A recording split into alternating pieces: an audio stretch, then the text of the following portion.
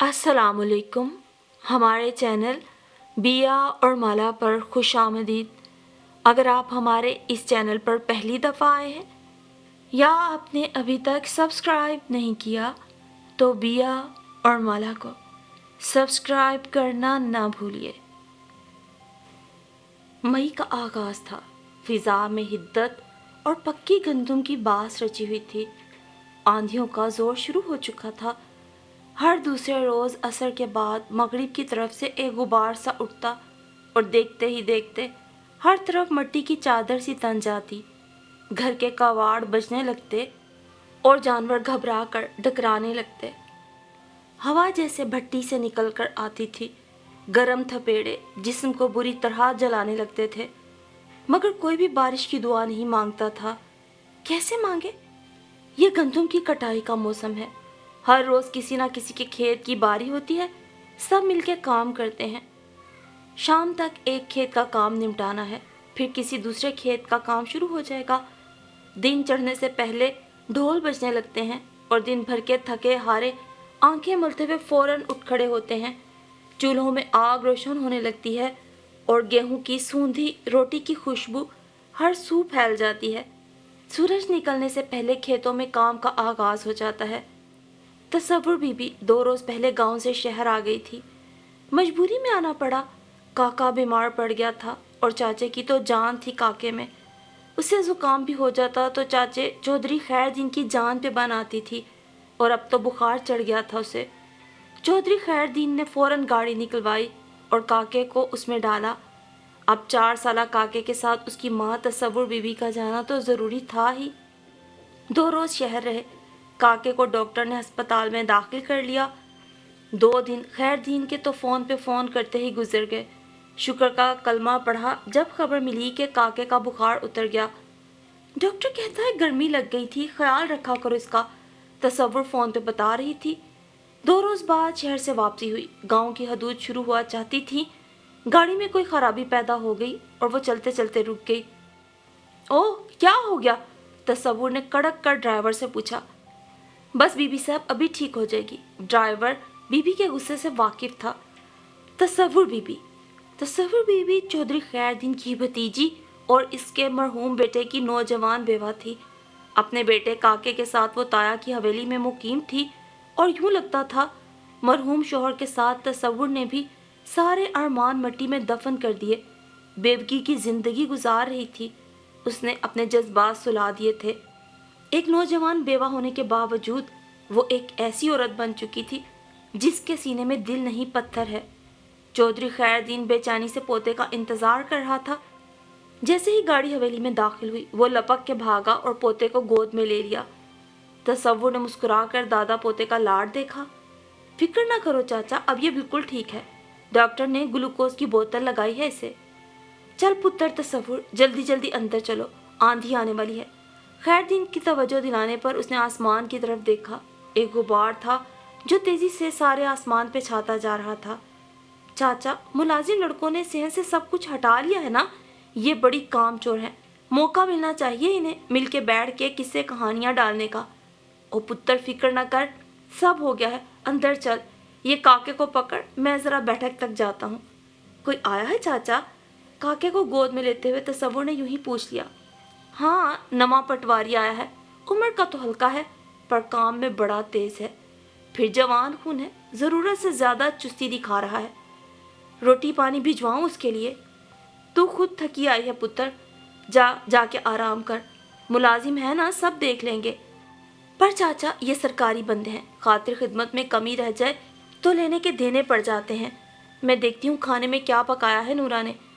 बरामदे में आके उसने काके को एक मुलाजमा की गोद में दिया और खुद बावर्ची खाने में आ गई। नूरा काम करते हुए गुनगुना रही थी।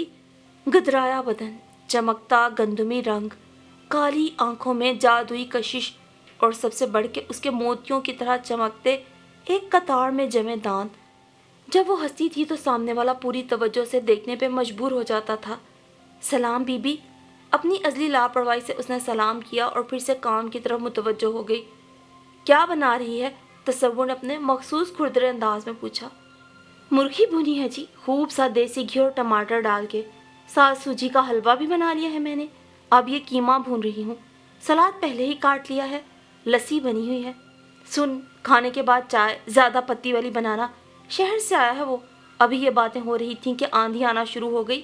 تیز ہوا کی چیخیں اتنی بلند تھیں کہ اس شور میں باقی ساری آوازیں دب گئی تھیں۔ نورا نے چولہا بند کر کے ہانڈی ڈھک دی۔ بے شک باورچی خانے میں کواڑ لگے تھے، پر یہ مٹی تو درزوں سے بھی گھس کر سارے میں پھیل جاتی تھی۔ دونوں خاموش کھڑی ہواؤں کی گراہٹ سن رہی تھیں۔ میرا بھاگتی ہوئی آئی تھی۔ وہ جی غضب ہو گیا، بارش کی چھینٹ پڑ گئی ہے۔ دونوں نے چونک کر ایک دوسرے کو دیکھا، پھر میرا کے پیچھے ہی باہر نکل آئیں۔ واقعی آسمان تو اب کالے بادلوں سے ڈھک چکا تھا۔ بجلی کڑک رہی تھی اور اس کی چمک اتنی تیز تھی کہ دلوں کو چیرتی ہوئی محسوس ہو رہی تھی۔ ربا، سارے سال کی محنت نہ رول، ہمارے گناہ معاف کر دے، اس پانی کو روک لے۔ سارے گاؤں کے لبوں پہ یہی دعائیں تھیں۔ اور ادھر بیٹھک میں بیٹھا پٹواری سلیم خان بہت خوش ہو کر ان سیاہ بادلوں اور اکا دکا گرتے پانی کے قطروں کو دیکھ رہا تھا۔ اور چودھری صاحب، بارش ہونے والی ہے، شکر ہے اس گرد کے طوفان سے تو جان چھٹے گی۔ چودھری نے اس کی بات کا کوئی جواب نہیں دیا۔ آندھی آئی مگر اس کے ساتھ ہلکی بارش بھی ہو گئی۔ تیز ہوا نے بادلوں کو برسنے نہیں دیا، وہ ہوا کے دوش پر کسی اور دیس سدھار گئے۔ گاؤں والوں کے چہرے خوشی سے کھل اٹھے۔ وہاں گرد بھی کچھ بیٹھ گئی اور سلیم خان کے حصے میں بھی اطمینان آ گیا۔ اس کے لیے رات کا کھانا بھجوایا گیا مگر اس نے برائے نام ہی کھایا۔ شاید اچھا نہیں لگا۔ چولہے کے پاس اس کے برتن واپس لا کر رکھتی میرا کہہ رہی تھی، نہیں تو نہ صحیح۔ نورا نے ذرا بھی توجہ نہ دی۔ ہاں ٹھیک ہے نا، اپنی طرف سے تو اچھا ہی بنایا تھا، اب اگلے کی مرضی ہے، پسند نہیں آیا تو کوئی کیا کر سکتا ہے۔ چائے کو کہہ رہا تھا، میرا نے بتایا۔ نورا نے اس بات میں سر ہلا کر چائے کا پانی چولہے پہ رکھ دیا۔ میرا بھی کام والی ہی تھی لیکن وہ اس وقت کسی اور کام پہ نکل گئی۔ چائے تیار کر کے نورا نے بڑے مگ میں ڈالی، مگ ٹرے میں رکھ کر وہ بیٹھک میں آئی۔ سلیم خان اس وقت ٹی وی پہ کوئی پروگرام دیکھ رہا تھا۔ ہاں ادھر ٹیبل پہ رکھ دو، اس نے نورا کی جانب دیکھے بغیر ہی کہا۔ صاحب میں نے چینی نہیں ڈالی، یہ ساتھ رکھ دی ہے، اپنی مرضی سے ڈال لینا۔ ٹھیک ہے۔ مگر ساتھ ہی جو نظر نورا کی طرف اٹھی تو کچھ بھی ٹھیک نہیں رہا۔ وہ کوئی دل پھینک نوجوان نہیں تھا، پر دل کا کیا کرے، کشش ہی اتنی تھی اس میں، جی چاہتا تھا ایک ٹک دیکھتے رہو اور پھر کلائی تھام لو، اتنی زور سے کہ ہڈی تک چٹک جائے۔ نورا نے ایک خوبرو نوجوان کو بے تحاشا تپش دیتی آنکھوں میں بس ایک لمحے کے لیے جھانکا۔ اسے لگا اس تپش سے اس کا دل جلنے لگا ہے، ٹھہرنا مشکل ہو رہا تھا۔ وہ الٹے پاؤں پیچھے ہٹی اور باہر نکل گئی۔ یوں بھی ہوتا ہے، یوں بھی ہو سکتا ہے۔ اپنی اپنی جگہ دونوں حیران تھے اور ایک بار پھر اسی نظارے کو بے چین بھی تھے۔ سلیم کے لیے ادھر گاؤں میں سرکاری کوارٹر موجود تھا مگر اس کی حالت بہت خستہ تھی۔ چودھری خیر دین نے نہر کنارے جو ریسٹ ہاؤس بنوا رکھا تھا، سلیم خان کو وہاں ٹھہرنے کی اجازت تھی اور اس کی درخواست قبول بھی ہو گئی تھی۔ تصور نے سنا تو بولی، یہ آپ نے بڑا اچھا کام کیا چاچا جی، افسر اپنی مٹھی میں رہے گا۔ مگر یہ تو تقدیر ہی جانتی تھی کہ چودھری نے اچھا کیا یا برا، یا پھر بہت ہی برا کیا۔ مئی گزرا، فصلیں گھروں میں آئیں، گاؤں میں زندگی مسکرانے لگی۔ شادی بیاہ کے معاملے فصل آنے پہ ہی نمٹائے جاتے تھے، تاریخیں رکھی جا رہی تھیں، شگن ہو رہے تھے۔ ہر روز کسی نہ کسی گھر سے ڈھولک کی آوازیں، قواریوں کے شوق گیت فضا میں تیرتے، یہاں وہاں جادو بھی کھیلتے تھے۔ یہ دن ہنسنے مسکرانے کے لیے ہیں۔ کنواریاں نئی نئی جوان ہوتی لڑکیاں بڑی بہنوں بھائیوں کی شادیوں کی تیاریوں میں جی جان ایک کر دیتی۔ دوپٹوں پہ ستارے ٹانکے جاتے تو جوڑے بھی رنگ برنگ کے دھاگوں اور گوٹی کناری سے سجائے جاتے۔ یہ سب سہانا وقت اگر کسی کے لیے تکلیف دہ تھا تو وہ تھا تصور کے لیے۔ وہ جوان بیوہ، اس کے لیے سرخی، پاؤڈر، شوق، لباس تو حرام ٹھہرا ہی۔ سب سے بڑھ کر اذیت وہ منظر دیتا جب کسی بھی بیاہ کی تقریب میں ہر آنکھ اس کی طرف اٹھتی اور اعتراض کا رنگ لیے ہوتی۔ اسے کیا ضرورت تھی آنے کی، ہم نے بلایا ضرور تھا مگر اتنی عقل تو ہونی چاہیے تھی اسے۔ وہ ان دنوں اپنے کمرے میں بند ہو جانا چاہتی تھی مگر یہ بھی ممکن نہیں تھا، لوگ کسی حال میں بھی جینے نہیں دیتے۔ اسے ان بیاہ شادیوں میں شرکت کرنی تھی، لبوں پہ مسکراہٹ رکھنی تھی اور تحفے تحائف لے کر جانے تھے۔ ہاں مگر یہ بھی دھیان رکھنا تھا کہ اس کا لباس بالکل سادہ رہے، چہرے پر میک اپ کا مٹا مٹا سا بھی نشان تک نہ ہو۔ آج میرا کے چاچے کے پتر کی مہندی تھی، सभी जाने को तैयार थीं, मगर तसव्वुर को नूरा ने चौंका दिया था। गहरा नीला रंग जिस पे सितारे टंगे हुए थे, क्या ये रंग किसी पे इतना सज सकता है? उसका जी चाहा नूरा को सामने बिठा के देखती रहे, फिर सर झटका। अब ऐसी भी हुरपरी नहीं लग रही है नूरा। अब हम जाएं बीबी, आज मेहंदी है ना। तसव्वुर ने उन्हें जाने की इजाज़त दी और जल्दी वापस आने को भी कहा। नूरा और उसकी माँ इसी हवेली में रहती थीं। उनके अलावा चंद दूसरे मुलाजमों को भी चौधरी साहब ने हवेली के पिछवाड़े मकान बनवा कर दे रखे थे। जब से चौधरी का जवान बेटा मरा था, चौधरी को बहुत वहम सताने लगे थे। सारी दुनिया दुश्मन नजर आती थी और वो अपने गिर्द वफादारों की फौज खड़ी देखना चाहता था। तसव्वुर के मुकाबले में उसका रवैया भी अपने मुलाजमों से बहुत नरम हुआ करता था। मेहंदी की तकरीब में तसव्वुर को भी जाना था, मगर उसे सिर्फ शादी का तोहफा लेकर जाना था और दे के वापस आ जाना था। काका सो चुका था, चौधरी खैरदीन घर पे ही था। वो काके को उसी के बिस्तर पर डालकर आराम से जा सकती थी। किसी एक कुड़ी को तो रोक लेती पुत्र, अब अकेली जाएगी। नहीं चाचा, अकेली क्यों, नूरा की माँ घर पे ही है, मैं उसे साथ लूंगी। चलो फिर ठीक है, वैसे जल्दी निकलने की करो, मुझे मौसम के आसार ठीक नहीं लग रहे और मैं हैरान भी हूँ। जून का महीना है और आसमान पे बादल इकट्ठे हो रहे हैं। तसव्वुर ने भी सहन में झांक कर देखा और बोली, चाचा बस ऐसे ही झलक दिखा रहे हैं, बरसेंगे थोड़ा ही, भला जून में कहाँ बारिशें होती हैं। हाँ, लगता तो ऐसा ही है। ठीक है चाचा, फिर मैं चलती हूँ, तू काके का ध्यान रखना। बेफिक्र होके जा पुत्र। तसव्वुर ने कमरे में जाकर कपड़े बदले, बालों को सुलझा कर लंबी सीधी चुटिया बनाई और खुद को आईने में बहुत गौर से देखा। रब्बा तेरी तू ही जाने, आंखों की नमी पूंछती वो मुरब्बों की मालिक, गांव की सबसे इज्जतदार औरत बाहर आ गई। नूरा की माँ उसके इंतजार में खड़ी थी। दुल्हन और दुल्हा के लिए उनके हाथ से तहाइफ और नकद तो जा चुका था, फिर आज अपने हाथों से भी कुछ रकम उसे वहां जाकर देना थी। दोनों खामोशी से हवेली से निकली। गेट पार करते ही तसव्वुर को एहसास हुआ था, जिस हवा ने उसके गांव को छुआ है उसमें जून की हिद्दत नहीं है। यह हवा ठंडी और शोक है। मगर अपनी सोचों में दूर तक उतरे उसने बहुत ज्यादा ध्यान नहीं दिया था। यह जमीन पोठोहार की थी, वादियां ऊंची नीची और नाहमवार आबादियों से दूर। यहाँ जंगली जानवरों की बहुतायत थी, खासकर भेड़िए इस इलाके में आम थे। गर्मी में सांप और बिच्छू भी बकसरत निकलते थे, जबकि सर्दियों में यहाँ चीते भी देखे गए। खैर, ये जानवर आबादियों की तरफ नहीं आते थे, इनका ठिकाना उधर से दूर था। वो दोनों हवेली से कुछ ही आगे गई थीं कि हवा ने बहुत तेजी इख्तियार कर ली। देखते ही देखते वो मेहरबान झोंके खौफनाक आंधी में बदल गए। नजीरा, तू मेरा हाथ पकड़ के रखना, उड़ती गर्द पे हम एक दूसरे को देख भी नहीं सकती। नजीरा ने इसकी आवाज़ सुनकर अपना हाथ उसकी जानिब बढ़ाया था और उसने थामने की कोशिश भी की। बीबी, तुम किधर हो बीबी? उसने पुकारा, मगर उसकी आवाज़ बादलों की कड़कड़ाहट में दब गई। वो दीवानावार बीबी को पुकारने लगी और ऐसे ही छमाछम बारिश शुरू हो गई। बीबी, बीबी कहाँ हो तुम? वो इस अंधेरी बरसती रात में अपनी मालिकन की तलाश की धुन में आगे बढ़ती चली गई। हाँ, एक बार उसने किसी के चिल्लाने की आवाज़ ज़रूर सुनी थी। ये आवाज़ यकीनन तसव्वुर की थी और ये आवाज़ एक बार नहीं 2-3 बार सुनाई दी थी। यकीनन वो दोनों गांव से दूर टीलों की तरफ निकल आई थी और यहाँ टीलों से टकरा कर आवाज़ों की बाज़गिश सुनाई दे रही थी। नज़ीरा को शदीद घबराहट ने आन घेरा।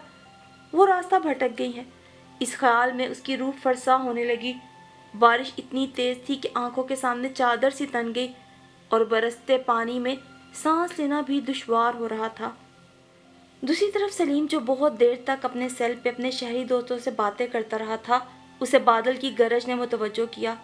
बादल और इस मौसम में ये किसी और शय की आवाज़ होगी। वो खिड़की तक आया और उसे खुशगवार हैरत हुई। बादल घिर घिर आया था, हवा में तेजी थी। शुक्र है गर्मी का जोर टूटा। वो कमरे से निकलकर बरामदे में आ खड़ा हुआ। ये चौधरी खैरदीन का गेस्ट हाउस था, जिसके एक कमरे में आजकल सलीम ठहरा हुआ था। यह इमारत ज़मीन से खासी बुलंदी पर बनाई गई थी और अच्छी खासी खूबसूरत भी थी। बिजली चमकी, उसे लगा गेस्ट हाउस की बैरूनी चारदीवारी के बाहर कच्चे रास्ते पे कोई था, मगर उस वक्त कौन हो सकता है। वो बरामदे में खड़ा था, जो सहन के फर्श से तकरीबन 6 फुट ऊंचा था। और यहाँ खड़े होकर वो चार दीवारी के बाहर आसानी से देख सकता था। क्या वाकई कोई है? तजस्सुस ने उसे यहाँ रुकने और बाहर कच्चे पे नजर रखने पे मजबूर किया। बिजली एक बार फिर चमकी तो उसने जाना ये उसका वहम नहीं, बाहर वाकई कोई था। बारिश बहुत तेज थी। पोठोहार की ढलानी सतह पर बारिश का पानी किसी तुंदो तेज रेले की तरह बह रहा था। सलीम ने उसे लड़खड़ा के गिरते हुए देखा था। जो कोई भी है, मुझे उसकी मदद करना चाहिए। हाथ में पकड़ा सेल वहीं कुर्सी पे रखकर वो बरामदे से बाहर आ गया। 6 सीढ़ियां उतरकर आगे बढ़ना इतना दुश्वार हो गया, इसका अंदाजा महफूज छत तले उसे न था। उसे लगा बंद टूट गया है और पानी बिफर कर बाहर आया है। कदम जमाने की कोशिश के बावजूद एक बार वो गिर पड़ा। जैसे ही उस वजूद के करीब पहुंचा, बिजली जोर से कड़की। वो वजूद मारे खौफ के खुद में सिमट गया और सलीम ने देखा वो सरापा किसी जवान औरत का था। हाथ बढ़ाकर उसने लड़की का बाजू थामा। तूफान के शोर के बावजूद उसने लड़की की चीख सुनी, मगर वो इस वक्त वजाहतें देने की पोजीशन में कब था। उसे खिंचा, कदमों पे खड़ा किया और अपने साथ साथ घसीटने लगा, मगर वो रोती थी और हाथ छुड़ाती थी। दोस्त हूँ, दुश्मन नहीं हूँ, सलीम है मेरा नाम। फिर मुजाहमत दम तोड़ गई। वो उसे बरामदे की महफूज छत तले ले आया, फिर अंदर जाकर टॉर्च रोशन की और लाकर बाहर रख दी।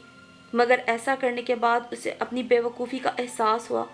बरसता बादल, तन्हाई और इतनी हसीन नौजवान लड़की जुल्फों से टिप टिप पानी बरसाती उसके सामने थी। कौन हो तुम? सलीम ने तवज्जो हटाने के लिए पूछा। मैं तसव्वुर बेगम हूँ, चौधरी खैरुद्दीन साहब की बहू। ओह! सलीम का ध्यान वाकई बट गया। वो बैठे से खड़ा हो गया। आप यहाँ इस हाल में? ये तो आपका अपना घर है, आप अंदर चलें, आराम से बैठें। नहीं, मैं पहले नहाऊंगी, कपड़े सारे खराब हो गए कीचड़ से। वो अब जरा एतमाद में थी और गाहे गाहे सलीम की तरफ देख रही थी। वो उठ खड़ी हुई। मैं इधर दाएं हाथ वाले कमरे में जाती हूँ, ये मेरा कमरा है। मैं जब फसलों की बवाई की निगरानी के लिए इस तरफ आती हूँ तो फिर कुछ वक्त इसी गेस्ट हाउस में गुजारती हूँ। वहाँ अलमारी में मेरे कुछ कपड़े भी रखे हैं। यकीनन अपना हुलिया और वक्त की नज़ाकत उसे भी परेशान कर रही थी। वो अंदर चली गई और सलीम के लिए उस रात को मज़ीद खूबसूरत बना गई। वो बेइख्तियार मुस्कुराया था। तसव्वुर ने नहाने और कपड़े बदलने में ज़्यादा वक्त नहीं लिया। बालों को तौलिए में लपेटे वो बाहर आ गई। उसने अब दुपट्टा ओढ़ रखा था, मगर सलीम को लगा वैसे नहीं जैसे उसे ओढ़ना चाहिए था, और उसे सलीम के सामने रखी कुर्सी पर भी तो नहीं बैठना चाहिए था, मगर वो बैठ चुकी थी। आप हो सलीम? शहर से आए हो? दिल लग गया गांव में? इधर कोई तकलीफ तो नहीं है? वो बराबर छोटे छोटे सवाल करती रही। सलीम जवाब देता रहा। लगता है ये बारिश तो आज की रात थमने वाली नहीं है। अल्लाह ना करे, कैसी बातें कर रहे हो? अगर जो बारिश इसी तरह बरसती रही, मैं घर कैसे जाऊंगी? मुझे पो फटने से पहले घर पहुंचना है। तुम इधर कहाँ निकली आई थी? मैं नहीं निकली, मुझे तूफान बहाकर इधर ले आया। अंधेरा इतना था कि समत का अंदाज़ा ही नहीं हो रहा था, वरना मैं खुद ही गेस्ट हाउस में आ जाती। मेरे साथ तो मुलाजमा भी थी। उसे अचानक याद आया, ओह पता नहीं किधर रह गई। अगर जंगल की तरफ निकल गई तो फिर भेड़िए उसे छोड़ने वाले नहीं हैं। भेड़िए? सलीम ने दोहराया। हाँ, तुम्हें नहीं पता, इन टीलों के पीछे भेड़ियों के भट्ट हैं। अगर कोई अकेला इंसान उधर चला जाए घेर लेते हैं। हाँ, ज़्यादा लोगों को कुछ नहीं कहते। वो बेचारी तुम्हारी मुलाजमा, खुदा करे वो उधर ना निकली हो, सलीम ने फिक्रमंदी और दर्दमंदी से कहा। मगर जवाब ने ऐसा कोई फिक्रा, किसी नेक ख्वाहिश का इजहार तसव्वुर ने नहीं किया था। तुम इस वक्त घर से निकली क्यों थी? एक शादी में शिरकत करना थी और मेरा वहाँ जाना ज़रूरी था। वो अब ध्यान से सलीम की जानिब देखते हुए बोली थी और सोच रही थी, भला मर्द भी इतना उजला उजला चमकदार साफ सुथरा हो सकता है? ये तो कोई खुशबू इस्तेमाल करता है, और इसके बाल कितने सलीके से बने हुए हैं। ये मुझे बचाने के लिए कीचड़ में उतरा था और आते ही कपड़े बदल लिए, हाथ पाँव भी धो लिए हैं। टॉर्च की रोशनी बहुत ज़्यादा नहीं थी। जिधर तसव्वुर बैठी थी उधर अंधेरा था। सलीम फिर भी खुद पर उसकी महवियत नोट कर रहा था, और औरत का एक टिक किसी मर्द को देखना उसे परेशान नहीं करता था, बल्कि उसके एतमाद को जिला बख्शता था। सलीम भी कोई दिल फेंक आशिक मिजाज लड़का नहीं था, मगर मुकाबिल खुद ही शोलों को हवा देने पर उतरी हुई थी। वो बराबर सवाल करती जा रही थी और अब उसे वापस घर पहुंचने की जल्दी भी नहीं थी। बारिश का जोर टूट चुका था। میں فون ملاتا ہوں، چودھری صاحب سے کہتا ہوں تمہیں لے جانے کا بندوبست کریں۔ سلیم نے فون اٹھایا۔ تصور نے ایک دم سے اس کا ہاتھ پکڑ لیا۔ ایسی غلطی مت کرنا۔ سلیم نے حیرت سے اس کی طرف دیکھا۔ کیا مطلب؟ پھر تم گھر کیسے جاؤ گی؟ میں کیسے بھی جاؤں مگر اطلاع مت دینا، وہ التجا کے انداز میں کہہ رہی تھی۔ کچھ دیر کے بعد پھر بولی، سنو، بارش کا زور ٹوٹ چکا ہے، ہمارے ہاں کی زمین ڈھلانی ہے، پانی ٹھہرتا نہیں ہے، بہہ جاتا ہے، 1 گھنٹے تک پانی نکل جائے گا، پھر تم مجھے گاؤں سے ذرا فاصلے پہ چھوڑ دینا۔ گاڑی ہے تمہارے پاس؟ نہیں، میرے پاس بائک ہے۔ چلو بائک ہی صحیح۔ وقت کیا ہو رہا ہے؟ اس وقت 1 بجنے کو ہے، ابھی صبح ہونے میں بہت دیر ہے۔ چلو ہم باتیں کرتے ہیں۔ تصور مسکرائی۔ سلیم نے اس کے چہرے کی مسکراہٹ کو دیکھا تو مسکرا دیا اور اسبات میں سر ہلاتے ہوئے اس سے باتیں کرنے لگا۔ گھنٹہ کیا 2 گھنٹے گزر گئے۔ پھر سلیم نے بائک نکالی۔ وہ پہلی بار اس سواری پر بیٹھنے والی تھی، ہنس بھی رہی تھی اور ڈر بھی رہی تھی۔ جیسے ہی سٹارٹ ہوئی اس نے زور سے سلیم کو پکڑ لیا اور سلیم کو لگا جیسے کہ وہ اس دنیا میں نہیں رہا، خوابوں کی کسی ایسی دنیا میں چلا گیا ہے جہاں ایک وہ ہے اور ایک تصور، ایک مرد تو دوسری حسین نازک سی عورت۔ اس کا جی چاہا وقت یہیں رک جائے اور وہ آنکھیں موندے سو جائے، اس منظر کے گرد پھونک کر حسار کھینچ دے، مگر جب آنکھ کھلی تو ایسا کچھ نہ تھا۔ وہ حویلی واپس آ چکی تھی۔ رات کی سیاہی نے پردہ رکھ لیا تھا۔ اس نے یہی کہا تھا راستہ بھٹک گئی تھی۔ ہاں، اپنے کمرے میں آ کر آئینے میں خود کو دیکھا تو چونکی۔ سب جانتی تھی بی بی کون سے کپڑے پہن کر نکلی تھی۔ شکر ہے رات نے ایک اور پردہ رکھ لیا۔ وہ کپڑے تبدیل کر کے بستر پر آ بیٹھی اور آنکھیں موند کے گزرے پل کو آواز دے ڈالی۔ اس نے راز کو راز رکھنے کی سر توڑ کوشش کی تھی، مگر کیا کرتی، چال بدل گئی تھی۔ آنکھیں بہت چمکدار ہو گئی تھیں اور لب مسکرانے لگے تھے۔ اس کا مزاج بدل گیا تھا۔ اس نے تو سب کو حیران کر دیا تھا۔ دوسری طرف نورا کی ماں بھی بچ گئی تھی۔ وہ ایک ٹیلے پہ کھڑی رہی تھی اور سویرا ہونے کے بعد روتی دھوتی گھر پہنچی تھی کہ اس کے خیال میں بی بی طوفان کی نظر ہو گئی تھی، اور ایک لحاظ سے خیال تو اس غریب کا ٹھیک ہی تھا، بی بی واقعی طوفان کی نظر ہو چکی تھی۔ نورا دل لگا کے کام کرنے والی لڑکی تھی، مگر اب کام میں اس کا جی نہیں لگ رہا تھا اور وہ دن کے کسی نہ کسی حصے میں غائب بھی ہو جاتی تھی۔ تصور جو خود ہوش میں ہوتی تو اس کی کھال بھی کھینچتی، اس سے بھلا کوئی شکایت کہاں کی جا سکتی تھی۔ سلیم حویلی آیا تھا، اسے چودھری صاحب نے کسی کام کے سلسلے میں بلایا تھا اور ساتھ میں ایک دعوت بھی رکھ دی تھی۔ نورا گنگناتی جا رہی تھی اور پکاتی جا رہی تھی۔ تھکن اس سے کوسوں دور تھی، حالانکہ وہ صبح سے کام میں لگی ہوئی تھی۔ تصور نے اس کی آمد کا سن کر کپڑوں کی الماری کھول لی تھی، ایک سے ایک پھیکے رنگ کے بالکل سادہ کپڑے۔ یہ کپڑے ایک بیوہ کے تھے۔ اسے غصہ آیا، جھنجھلاہٹ ہوئی، باری باری ہر کپڑے کو دیکھنے لگی اور آخرکار ایک ہلکے گلابی رنگ کا چکن کا جوڑا مل ہی گیا۔ نہا کے کپڑے بدلے، بال سنوارے، تھوڑا سنگھار بھی تو ہونا چاہیے، مگر وہ کیا سنگھار کرے؟ اس کا سنگھار تو سب کو چونکا دے گا۔ سرمے دانی کی جانب بڑھتا اس کا ہاتھ بارہا رکا، مگر دل کی خواہش جیت گئی۔ اس نے آنکھوں میں سرما لگا ہی لیا۔ چودھری خیردین کافی دیر بیٹھک میں بیٹھا تھا اور یہ وقت تصور نے ادھر ادھر ٹہلتے ہوئے بے چینی سے گزارا تھا۔ جیسے ہی خیردین بیٹھک سے نکلا، وہ تیزی سے بیٹھک کی جانب لپکی۔ بیٹھک میں داخل ہوتے جس منظر نے پیروں تلے انگارے رکھ دیے، وہ نورا اور سلیم کا اتنے قریب ہونا تھا۔ نورا تو ادھر چائے دینے آئی تھی، پھر یہیں کی ہو رہی تھی؟ تصور کی آنکھیں شعلے برسا رہی تھیں، لب بھنش گئے تھے۔ نورا نے اسے دیکھا، گھبرا کے پیچھے ہٹی اور باہر بھاگ گئی۔ آؤ چودرانی، کیسی ہو؟ آؤ بیٹھو۔ سلیم کا اعتماد جوں کا توں تھا۔ تصور خاموشی سے آ کر اس کے سامنے کھڑی ہو گئی۔ کیا بات ہے، تمہاری طبیعت تو ٹھیک ہے نا؟ تصور نے گہری سانس کھینچ کے خود کو سنبھالا۔ کیسے ہو؟ میں بہت دنوں سے تمہاری منتظر تھی۔ اچھا، کیوں کوئی کام تھا مجھ سے؟ کام؟ ہاں، کام ہی تو تھا۔ اچھا، اگر کوئی کام ہو نا تو نورا کے ہاتھ کے ہلوا دیا کرو، یہ مجھے بتا جایا کرے گی۔ تصور کے ہونٹوں پر زہریلی مسکراہٹ رینگ گئی۔ نورا ہی کیوں، میری ساری ہی ملازمائیں وفادار اور تابع دار ہیں، تمہاری مرضی۔ سلیم نے شانے اچکائے۔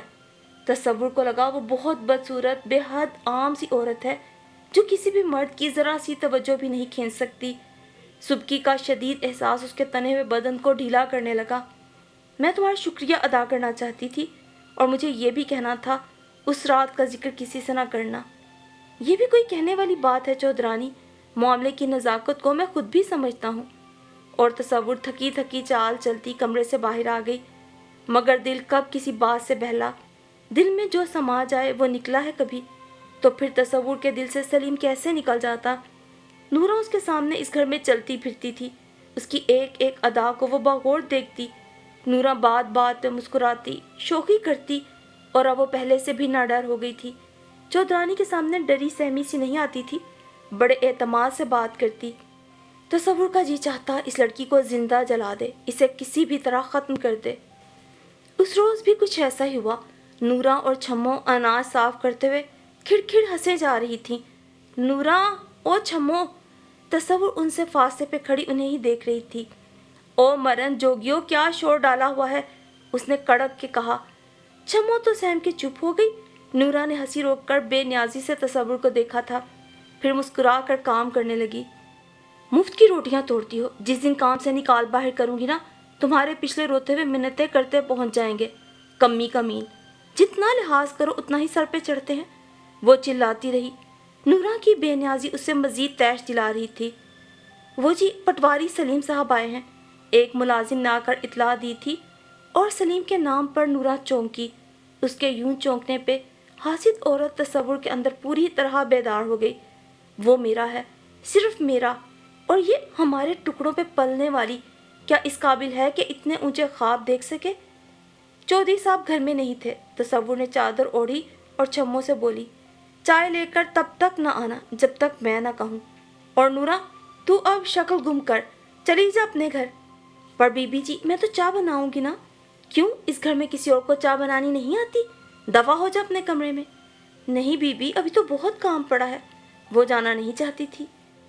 काम करने वालों की कमी नहीं है इधर, जा चली जा। नूरा बददिली से चल दी और तसव्वुर के दिल में लगी आग पर पानी के छींटे पड़ गए। आज कैसे आना हुआ पटवारी साहब? तसव्वुर इस बार बहुत संभल के बात कर रही थी। चौधरी साहब से कुछ काम था।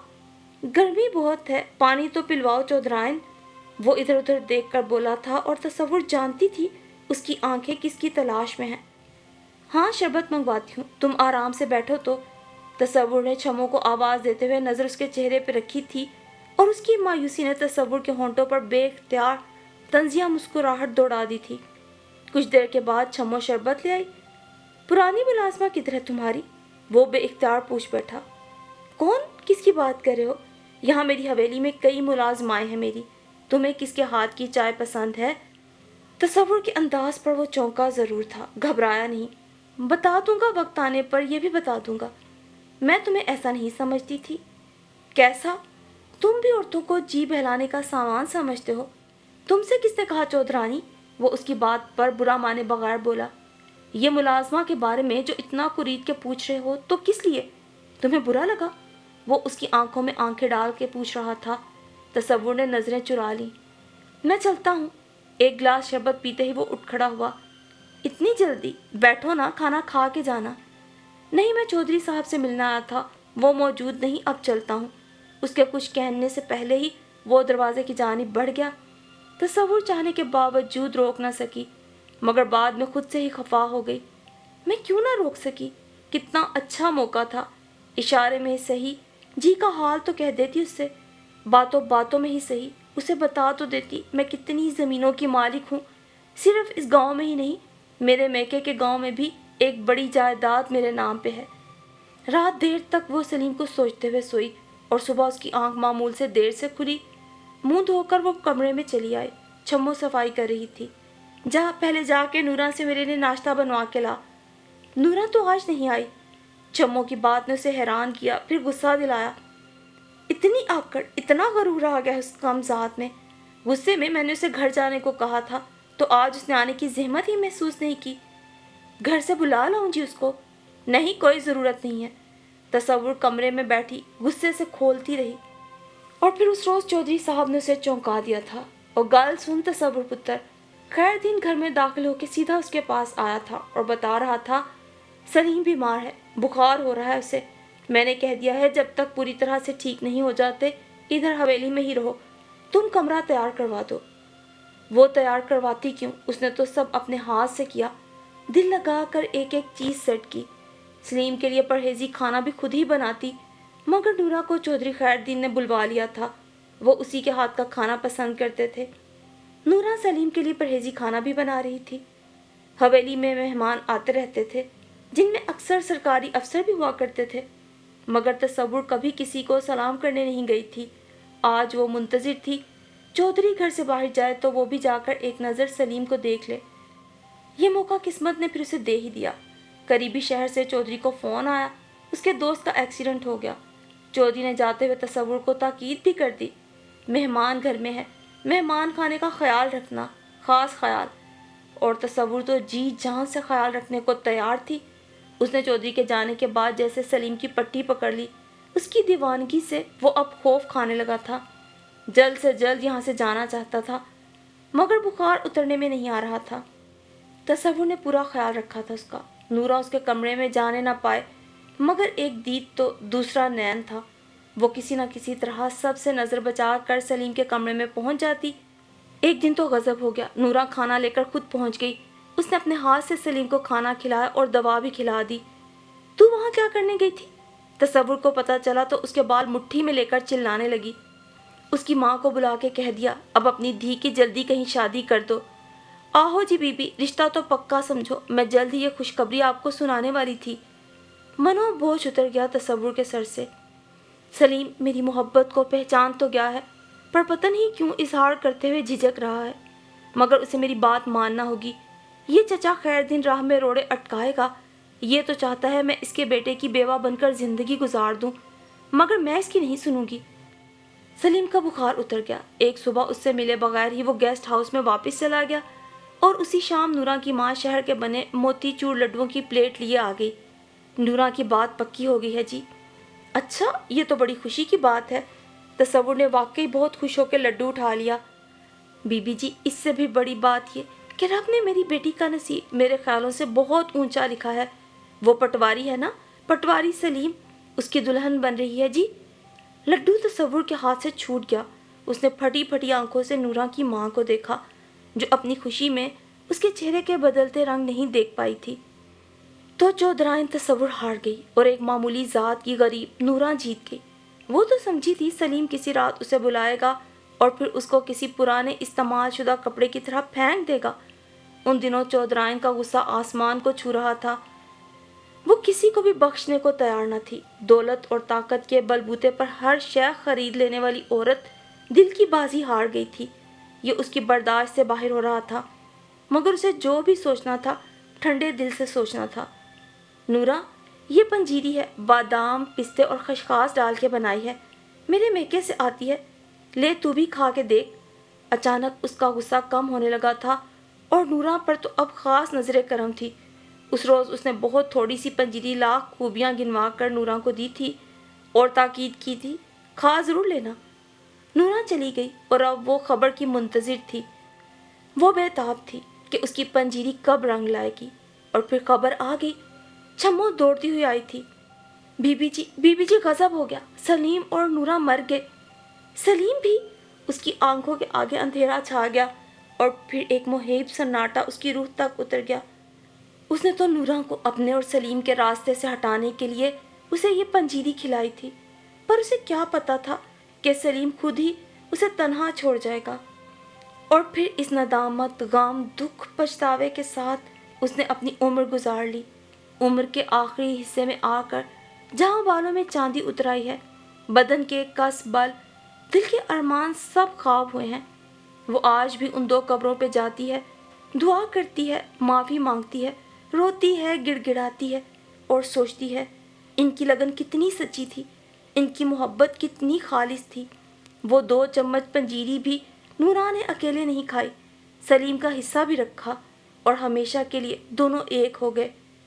گاؤں والے کہتے ہیں تصور بی بی کو اپنی ملازمہ نورا سے بہت پیار تھا، مگر وہ کسی کو کیسے بتائے؟ محبت میں سب جائز ہوتا ہے کہ نعرے پہ عمل کر کے وہ کیسی مجرم بن بیٹھی ہے۔ وہ اندر ہی اندر جل رہی ہے، تا عمر جلتی رہے گی، اور اسے یقین ہے نورا کی محبت اس کی محبت سے زیادہ طاقتور تھی۔ تبھی تو وہ اس دنیا سے جا کر بھی ایک دوسرے کے پہلو میں سو رہے ہیں، اور وہ نامراد چودرائن تصور سالوں سے تنہا کھڑی آنسو بہا رہی ہے۔